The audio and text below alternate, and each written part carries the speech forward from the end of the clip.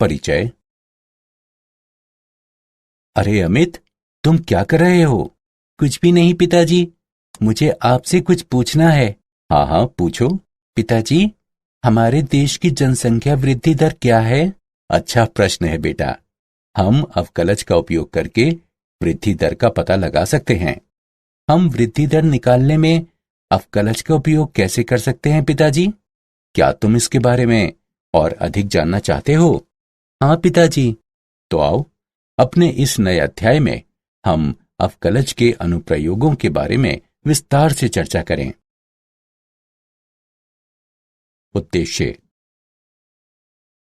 इस पाठ के अंत में आप निम्न करने में सक्षम हो जाएंगे: राशि के परिवर्तन की दर पता लगाना, फलनों के वर्तमान और ह्रासमान अंतरालों का विश्लेषण करना, एक वक्र पर स्पर्श रेखा का समीकरण ज्ञात करना, एक वक्र पर अभिलंब का समीकरण ज्ञात करना, अवकलनों का उपयोग करके मूलों का अनुमान लगाना, एक फलन का उच्चिष्ठ और निम्निष्ठ का मान ज्ञात करना, एक बंद अंतराल में एक फलन का उच्चिष्ठ और निम्निष्ठ मान ज्ञात करना।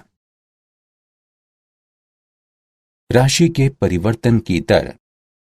अवकलज को एक फलन के परिवर्तन की तात्कालिक दर द्वारा परिभाषित किया जाता है।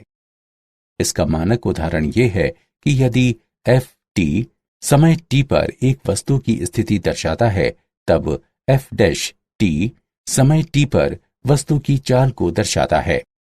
आइए एक उदाहरण लेते हैं जहां परिमाण समय के साथ बदलता है।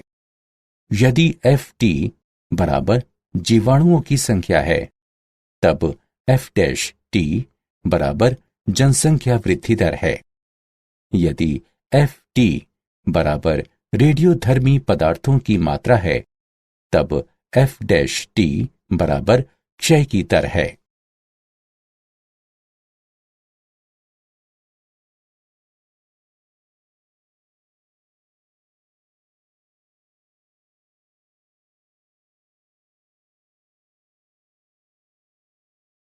उदाहरण: धातु की एक वर्गाकार चादर की भुजा 3 सेंटीमीटर प्रति मिनट की दर से बढ़ रही है। यदि उसकी भुजा 10 सेंटीमीटर लंबी है, तब चादर का क्षेत्रफल किस दर से बढ़ेगा? हल: मान लीजिए कि समय t पर चादर की भुजा x है तथा a क्षेत्रफल है। तो ये दिया गया है कि dx बटा dt बराबर 3 सेंटीमीटर प्रति मिनट।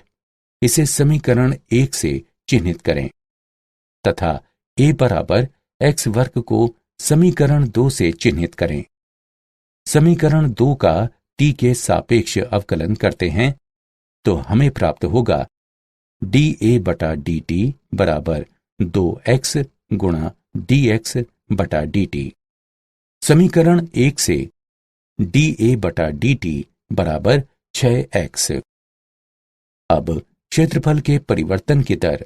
यदि x बराबर 10 सेंटीमीटर है, तब x पर dA बटा dt बराबर 10 होगा, जो कि बराबर होगा 6 गुणा 10 अर्थात 60 वर्ग सेंटीमीटर प्रति मिनट के। वर्धमान और ह्रासमान फलन। एक फलन f एक खुले अंतराल I पर वर्धमान होता है यदि x2 से छोटे अंतराल x1 में कोई दो संख्याएं x1 और x2 के लिए f x1 f x2 से छोटा या बराबर है को इंगित करती हैं। एक फलन f एक खुले अंतराल I पर ह्रासमान होता है यदि x2 से छोटे अंतराल x1 में कोई दो संख्याएं x1 और x2 के लिए f x1 f x2 से बड़ा या बराबर है को इंगित करती हैं। एक फलन f एक खुले अंतराल I पर निरंतर वर्धमान होता है यदि x2 से छोटे अंतराल x1 के साथ I के अंतर्गत प्रत्येक x1 x2 के लिए हमारे पास f x1 f x2 से छोटा है, जिसका अर्थ है x के बढ़ने से fx बढ़ेगा। एक फलन f एक खुले अंतराल I पर निरंतर ह्रासमान होता है। यदि x2 से छोटे अंतराल x1 के साथ I के अंतर्गत प्रत्येक x1 x2 के लिए हमारे पास fx1 fx2 से बड़ा है, जिसका अर्थ है x के बढ़ने से fx घटेगा। फलन जो ना ही वर्तमान है और ना ही ह्रासमान है। आइए एक उदाहरण लेते हैं। नीचे दिया गया फलन है y बराबर cos x। प्रमेय: माना कि f एक बंद अंतराल a b पर सतत है तथा खुले अंतराल a b पर अवकलन किया जा सकता है, तब f बंद अंतराल a b में वर्धमान होता है यदि खुले अंतराल a b के अंतर्गत प्रत्येक x के लिए f डैश x 0 से बड़ा है। f बंद अंतराल a b में ह्रासमान है यदि खुले अंतराल a b के अंतर्गत प्रत्येक x के लिए f डैश x 0 से छोटा है। f बंद अंतराल a b में एक अचर फलन है यदि खुले अंतराल a b के अंतर्गत हर x के लिए f डैश x 0 के बराबर है।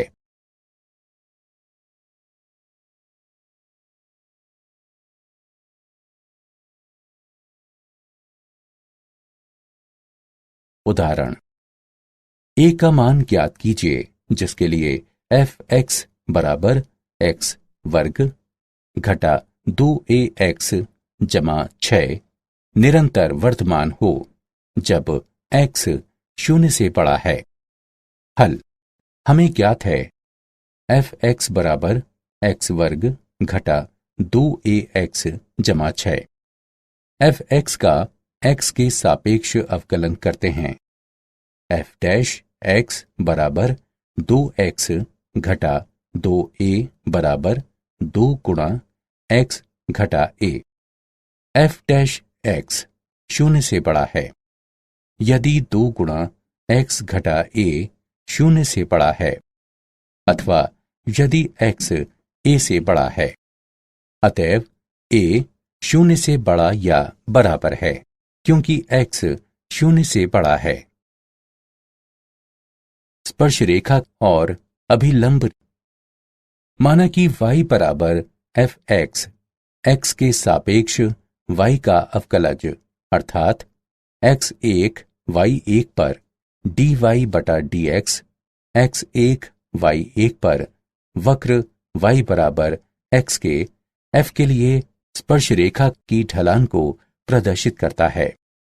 तब x1 y1 पर वक्र के लिए स्पर्श रेखा का समीकरण y घटा y1 बराबर x1 y1 पर dy बटा dx x घटा x1 होता है।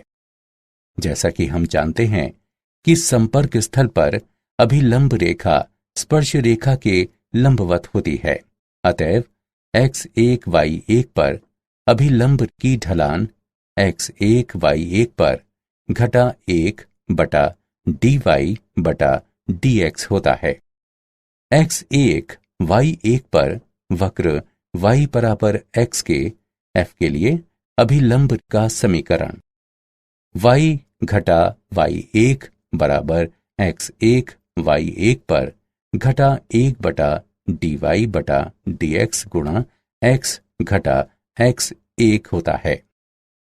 विशेष स्थिति: यदि स्पर्श रेखा की ढाल 0 हो तब tan थीटा बराबर 0 एवं इसलिए थीटा बराबर 0, जिसका तात्पर्य है कि स्पर्श रेखा x अक्ष के समानांतर होती है। अतः बिंदु x1 y1 पर स्पर्श रेखा का समीकरण y बराबर y1 के द्वारा दिया जाता है। यदि थीटा का मान पाई बटा 2 के समतुल्य होता है तब tan थीटा का मान अनंत के समतुल्य होगा, जिसका तात्पर्य है कि स्पर्श रेखा एक्स अक्ष के लंबवत है, अर्थात वाई अक्ष के समानांतर है। इसलिए x1 y1 पर स्पर्श रेखा का समीकरण x बराबर x1 द्वारा दिया जाता है। उदाहरण, वक्र के लिए स्पर्श रेखा और अभिलंब की ढलान ज्ञात कीजिए। 1/2 पर वर्गमूल x जमा वर्गमूल y बराबर 1। हल, वक्र का समीकरण वर्गमूल x जमा वर्गमूल y बराबर 1 है। इसे समीकरण 1 से चिह्नित करें। x के सापेक्ष समीकरण 1 का अवकलन करने पर हमें प्राप्त होता है 1/2 गुणा वर्गमूल x जमा 1/2 गुणा वर्गमूल y गुणा dy बटा dx बराबर 0, अथवा dy बटा dx बराबर घटा वर्गमूल y बटा x। अतएव 1/2 पर स्पर्श रेखा की ढाल घटा वर्गमूल 1/2 बटा 1/2 बराबर घटा 1 है, तथा 1/2 पर वक्र के लिए अभिलंब की ढाल घटा 1 बटा घटा 1 बराबर 1 है।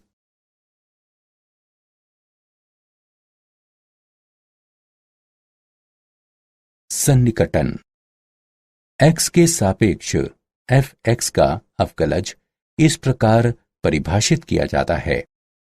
f डैश x लगभग fx जमा डेल्टा x घटा fx बटे डेल्टा x के बराबर है।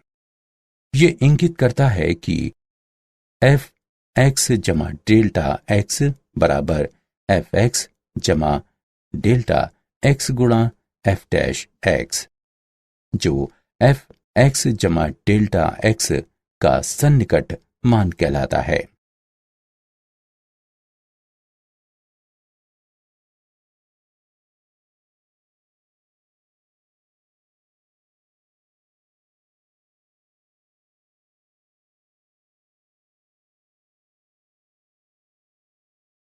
उदाहरण, अवकलन का उपयोग करते हुए 9996 के चतुर्थ मूल का सन्निकट मान ज्ञात कीजिए। हल, हम जानते हैं कि 9996 बराबर है 10,000 घटा 4 के, जो कि बराबर होगा 10 की घात 4 घटा 4 के। चलिए माना कि x बराबर 10 की घात 4 और डेल्टा x बराबर घटा 4 है। अतएव x जमा डेल्टा x बराबर 9996 होगा। माना कि y बराबर x की घात 1/4, जो कि बराबर है 10 की घात 4 गुणा 1/4 के, जो बराबर होगा 10 के। अतएव dy बटा dx बराबर है 1/4 गुणा x की घात घटा 3/4 के। अतएव y जमा डेल्टा y बराबर डेल्टा x गुणा dy बटा dx जमा y है। अब इस सूत्र में मान रखने पर हमें 9996 का चतुर्थ मूल बराबर घटा 4 गुणा 1/4 गुणा x घात 3/4 जमा 10 प्राप्त होगा। इसकी गणना करके हल करने पर हमें 9.999 प्राप्त होगा। अतः 9996 के चतुर्थ मूल का सन्निकट मान 9.999 है।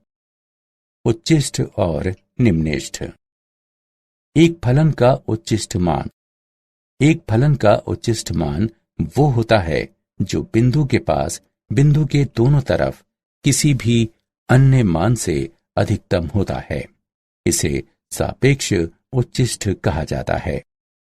सापेक्ष उच्चिष्ट, माना कि fx फलन एक वास्तविक मान वाला फलन है तथा f(x) के प्रांत में c एक अभियंतर बिंदु है, तब x बराबर c पर f(x) एक सापेक्ष उच्चिष्ट कहलाता है। यदि h के सभी धनात्मक तथा ऋणात्मक मानों के लिए जहां fc f ऑफ c जमा h से बड़ा है पर्याप्त छोटा हो। एक फलन का निम्निष्ठ मान वो होता है जो बिंदु के ठीक पास बिंदु के दोनों तरफ किसी भी अन्य मान से निम्नतम होता है।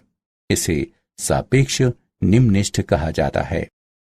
सापेक्ष निम्निष्ठ माना कि f(x) फलन एक वास्तविक मान वाला फलन है तथा f(x) के प्रांत में c एक अभियंतर बिंदु है, तब x बराबर d पर f(x) एक सापेक्ष निम्निष्ठ कहलाता है।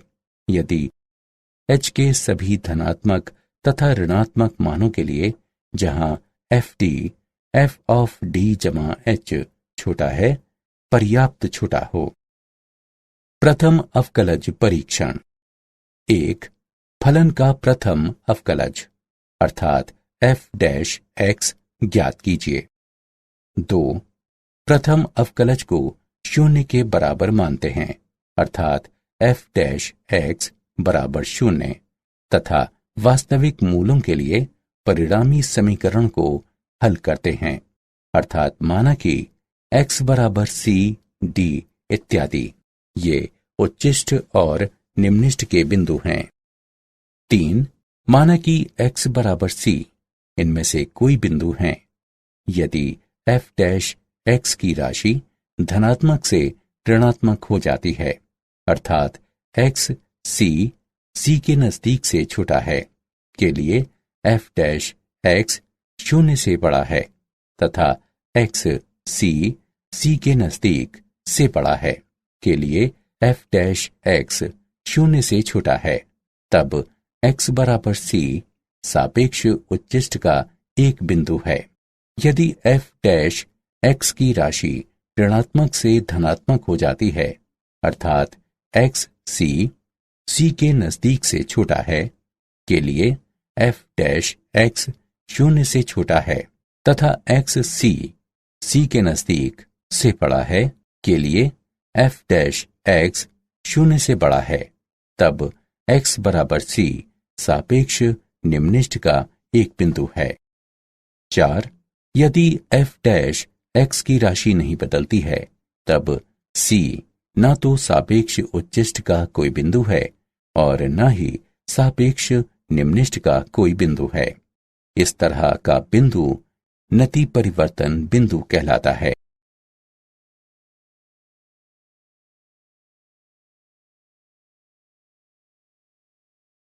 उच्चिष्ट और निम्निष्ठ। द्वितीय अवकलज परीक्षण। माना कि f अंतराल i पर परिभाषित एक फलन है तथा c i के अंतर्गत आता है। माना कि f c पर 2 बार अवकलनीय है, तब x बराबर c के सापेक्ष उच्चिष्ट का एक बिंदु है। यदि f(c) बराबर 0 तथा f"c 0 से छोटा है, fc का मान f के सापेक्ष उच्चिष्ट मान होता है। x बराबर c सापेक्ष निम्निष्ठ का एक बिंदु है। यदि f(c) बराबर 0 हो तथा f"c 0 से बड़ा हो, fc का मान f का सापेक्ष निम्निष्ठ मान होता है। परीक्षण विफल हो जाता है यदि f(c) बराबर 0 है तथा f"c बराबर 0 है।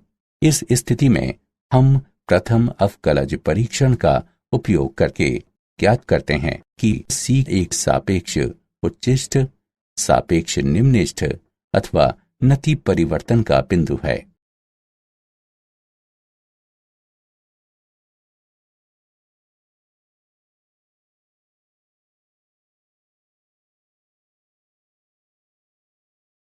एक बंद अंतराल में फलन का उच्चिष्ट और निम्निष्ठ मान। फलन का उच्चिष्ट मान। यदि एक बंद अंतराल a b पर फलन f(x) को परिभाषित किया जाता है, तब इस फलन को x बराबर c पर निरपेक्ष या व्यापक उच्चिष्ट वाला एक फलन कहा जाता है तथा c a b के अंतर्गत आता है यदि a b के अंतर्गत सभी x के लिए f(x) fc से छोटा या बराबर हो। फलन का निम्निष्ठ मान। यदि एक बंद अंतराल a b पर एक फलन f(x) को परिभाषित किया जाता है, तब इस फलन को x बराबर d पर एक निम्निष्ठ वाला फलन कहा जाता है तथा d a b के अंतर्गत आता है यदि a b के अंतर्गत सभी x के लिए f(x) ft से बड़ा या बराबर हो। प्रमेय। माना कि f एक बंद अंतराल i बराबर a b पर एक सतत फलन है, तब f निरपेक्ष उच्चिष्ट मान होता है तथा f i में कम से कम एक बार इसे ग्रहण करता है। इसके अलावा f निरपेक्ष निम्निष्ठ मान होता है तथा f i में कम से कम एक बार इसे ग्रहण करता है। प्रमेय। माना कि f एक बंद अंतराल i पर एक अवकलज फलन है तथा माना कि c i का कोई आंतरिक बिंदु है, तब f' बराबर 0 होता है यदि f c पर अपना निरपेक्ष उच्चिष्ट मान प्राप्त करे। f' बराबर 0 होता है यदि f c पर अपना निरपेक्ष निम्निष्ठ मान प्राप्त करे। कार्य नियम। चरण 1। अंतराल में f के सभी महत्वपूर्ण बिंदु ज्ञात कीजिए, अर्थात बिंदु x ज्ञात कीजिए जहां या तो f' बराबर 0 है या f अवकलनीय नहीं है। चरण 2। अंतराल के अंत बिंदु लें। चरण 3। अंत बिंदु में f के मान का परिकलन कीजिए। चरण 4। परिकलन मानों में से f के उच्चिष्ट और निम्निष्ठ मान को पहचानें। ये उच्चिष्ट मान f का निरपेक्ष उच्चिष्ट मान होगा तथा निम्निष्ठ मान f का निरपेक्ष निम्निष्ठ मान होगा।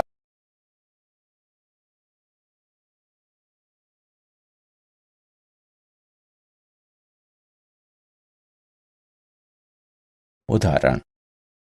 प्रथम अवकलज परीक्षण का उपयोग करते हुए फलन f(x) बराबर 2x घन घटा 9x वर्ग घटा 24x के लिए सापेक्ष उच्चिष्ट और सापेक्ष निम्निष्ठ बिंदुओं को ज्ञात कीजिए। हल। हम निम्न फलन को हल करके 6 गुणा x वर्ग घटा 3x घटा 4 प्राप्त करेंगे। अब हम समीकरण का गुणनखंड इस प्रकार कर सकते हैं। 6 गुणा x घटा 4 गुणा x जमा 1। f' बराबर 0 ये इंगित करता है कि x बराबर 4 x बराबर घटा 1 है। अब जब x बराबर 4 है तब x 4 से छोटा है। ये इंगित करता है कि f' 0 से छोटा है। x 4 से बड़ा है। ये इंगित करता है कि f' 0 से बड़ा है। अतएव x बराबर 4 पर f(x) सापेक्ष निम्निष्ठ है। जब x बराबर घटा 1 है तब x घटा 1 से छोटा है। ये इंगित करता है कि f' 0 से बड़ा है। x घटा 1 से बड़ा है। ये इंगित करता है कि f' 0 से छोटा है। अतएव x बराबर घटा 1 पर f(x) सापेक्ष उच्चिष्ट है।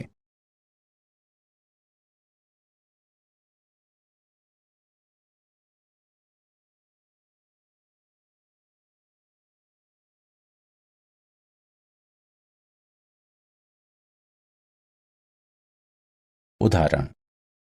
एक 20 सेंटीमीटर लंबे तार को दो भागों में किस तरह विभाजित किया जाना चाहिए कि यदि एक भाग को वर्ग में तथा दूसरे भाग को वृत्त में इस तरह मोड़ा जाता है कि उन दो समतल आकृतियों के क्षेत्रफल का योगफल निम्नलिखित हो।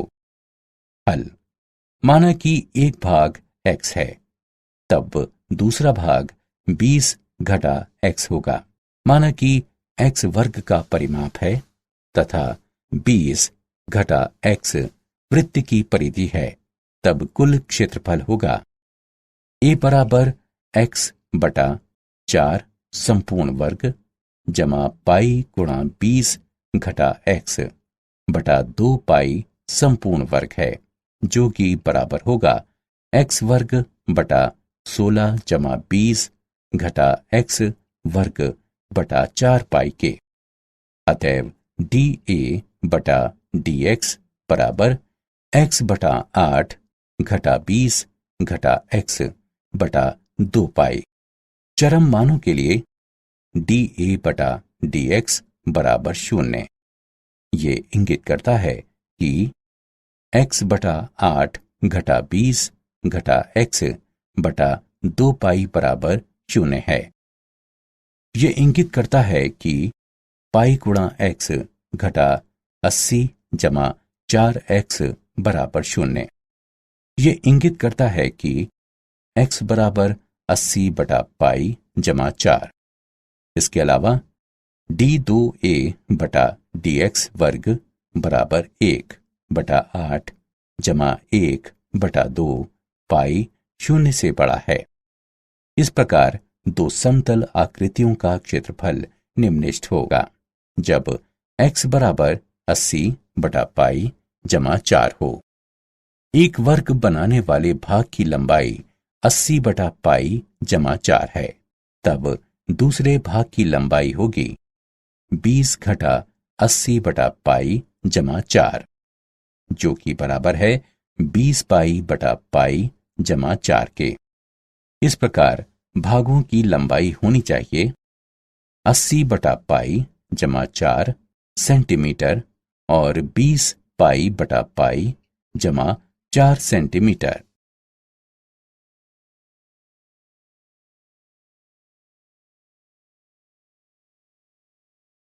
क्या आप जानते हैं, सर आइजैक न्यूटन ने अवकलज के विकास में बहुत बड़ा योगदान दिया है। गोटफ्रीड विल्हेम लेबनिज एक जर्मन दार्शनिक, गणितज्ञ और तर्कशास्त्री थे, जिन्होंने स्वावलंबन से कलन का विकास किया।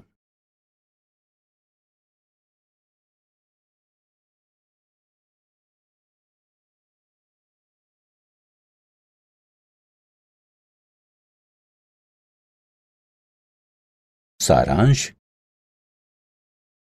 आइए हमने जो कुछ सीखा है उसे संक्षेप में दोहराएं। एक अवकलज को इस तरह से परिभाषित किया जा सकता है कि ये एक फलन की तात्कालिक परिवर्तन की दर देता है। फलन f एक खुले अंतराल I पर वर्तमान होता है यदि x2 से छोटे अंतराल x1 में कोई दो संख्याएं x1 और x2 के लिए fx1 fx2 से छोटा या बराबर है को इंगित करती हैं। फलन f एक खुले अंतराल I पर हिरासमान होता है यदि x2 से छोटे अंतराल x1 में कोई दो संख्याएं x1 और x2 के लिए fx1 fx2 से बड़ा या बराबर है को इंगित करती हैं। खुले अंतराल I पर एक फलन f निरंतर वर्धमान होता है यदि x2 से छोटे अंतराल x1 के साथ I के अंतर्गत प्रत्येक x1 x2 के लिए हमारे पास fx1 fx2 से छोटा हो। इसका तात्पर्य यह है कि यदि x बढ़ता है तब fx बढ़ेगा। खुले अंतराल I पर एक फलन f निरंतर हिरासमान होता है यदि x2 से छोटे अंतराल x1 के साथ I के अंतर्गत प्रत्येक x1 x2 के लिए हमारे पास fx1 fx2 से बड़ा हो। इसका तात्पर्य यह है कि यदि x बढ़ता है तब fx घटेगा। बिंदु x1 y1 पर वक्र y बराबर fx के लिए स्पर्श रेखा का समीकरण है। y घटा y1 बराबर बिंदु x1 y1 पर dy बटा dx गुणा x घटा x1।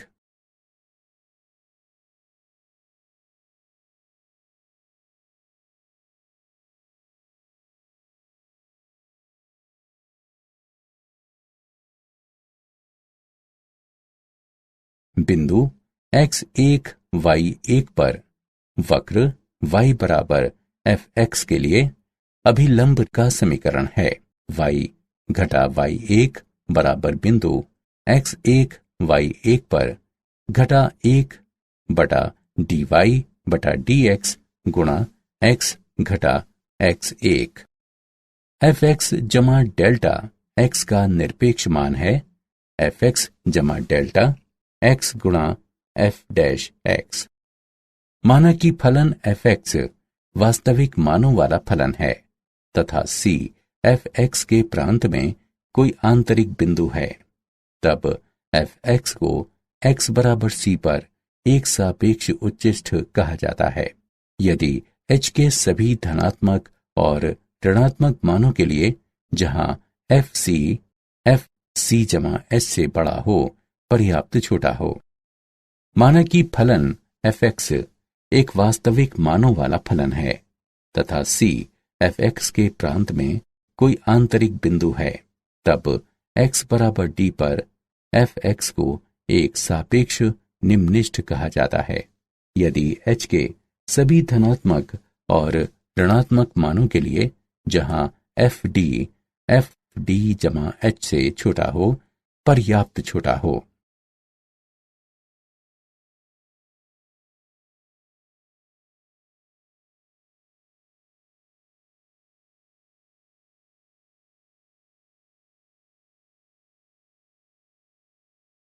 यदि fx एक बंद अंतराल a b पर परिभाषित कोई फलन है, तब x बराबर c पर इस फलन को निरपेक्ष उच्चिष्ठ कहा जाता है तथा c a b के अंतर्गत आता है। यदि a b के अंतर्गत सभी x के लिए fx fc से छोटा या बराबर हो। यदि fx एक बंद अंतराल a b पर परिभाषित कोई फलन है, तब x बराबर d पर इस फलन को निरपेक्ष निम्निष्ठ कहा जाता है तथा d a b के अंतर्गत आता है यदि a b के अंतर्गत सभी x के लिए fx fd से बड़ा या बराबर हो। माना कि f एक बंद अंतराल I बराबर a b पर एक संतत फलन है, तब f निरपेक्ष उच्चिष्ठ मान होता है तथा f I में कम से कम एक बार इसे ग्रहण करता है। इसके अलावा f निरपेक्ष निम्निष्ठ मान भी होता है तथा f I में कम से कम एक बार इसे ग्रहण करता है। माना कि f बंद अंतराल I पर एक अवकलज फलन है तथा माना कि c I का कोई आंतरिक बिंदु है, तब f डैश c बराबर 0 है यदि f c पर अपना निरपेक्ष उच्चिष्ठ मान ग्रहण करे। f डैश c बराबर 0 है यदि f c पर अपना निरपेक्ष निम्निष्ठ मान ग्रहण करे।